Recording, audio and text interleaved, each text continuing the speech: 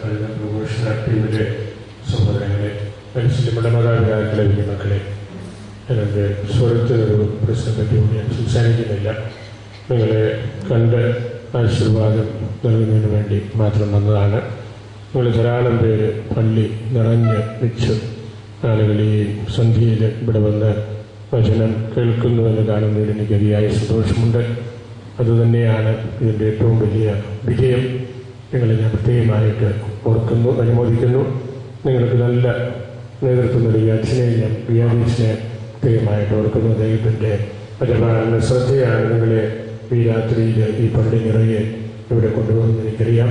അൽഫോൻസാമയോട് നമ്മൾ പ്രാർത്ഥിക്കാം. വാഴ്ത്തപ്പെട്ട കുഞ്ഞച്ചനോട് നമ്മൾ പ്രാർത്ഥിക്കാം. ഈശോയുടെ ആശീർവാദം നമുക്ക് സ്വീകരിക്കാം.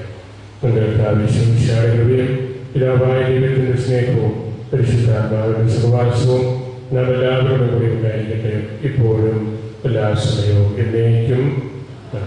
ഈശോ